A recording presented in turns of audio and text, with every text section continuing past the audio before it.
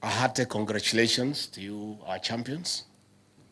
I'm profoundly excited to host you today for this luncheon after your sterling performance in the just concluded Special Olympics World Games in Berlin, Germany last week. Scooping 15 gold medals, 4 silver medals, and 6 bronze medals is no mean feat for people who, many a time, have been treated as lesser members of our society. You did not break the ceiling. You proved that with sheer determination, there is no ceiling in the first place. President William Ruto and I are proud of you, very proud of you. And the Kenyan nation is proud of you. You've done us proud. Dear champions, besides bringing home gold and other medals, you have made a pronouncement by swimming against the current of low expectations on people living with disabilities in our society. The society has set unfortunate standards that those living with intellectual impairment are harshly judged and condemned as a socio-economic burden to the family and society.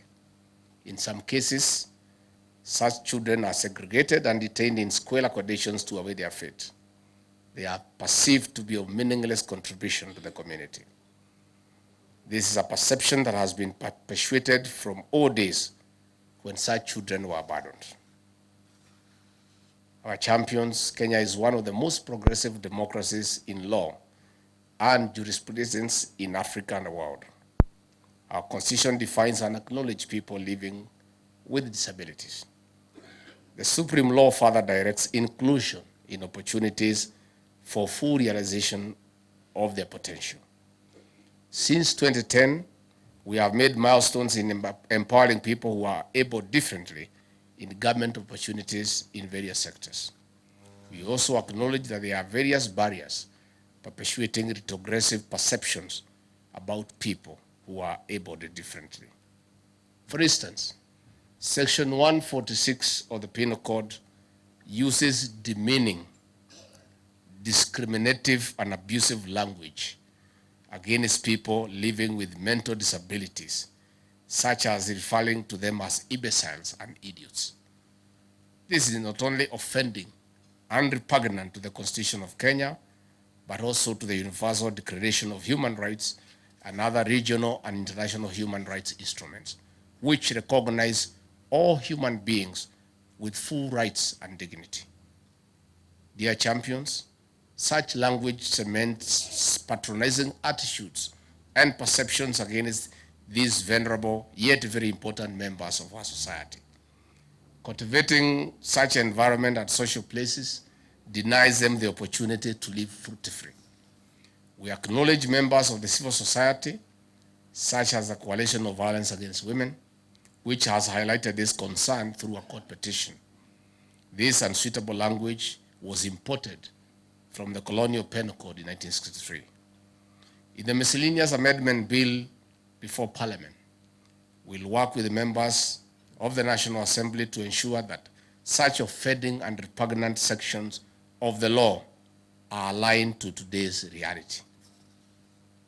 Dear champions, allow me to appreciate our coaches for their exemplary work of modeling you into the heroes and heroines you have turned out to be. We thank the patron of the Special Olympics, Pastor Dorcas, and other officials for the immense support. You have shown that away from the track events in which Kenya is king, we are also leading in the world of redefining Olympics for the people who are able differently. We are propelling them to tear down towers of discrimination. As per our bottom-up economic transformation agenda, we'll continue facilitating structural reforms for people able differently to exploit their full potential so that no one is left behind in the quest for equality and equity. Asanteni sana. All those individuals who got a gold medal, the government of the Republic of Kenya will give you 750,000 shillings.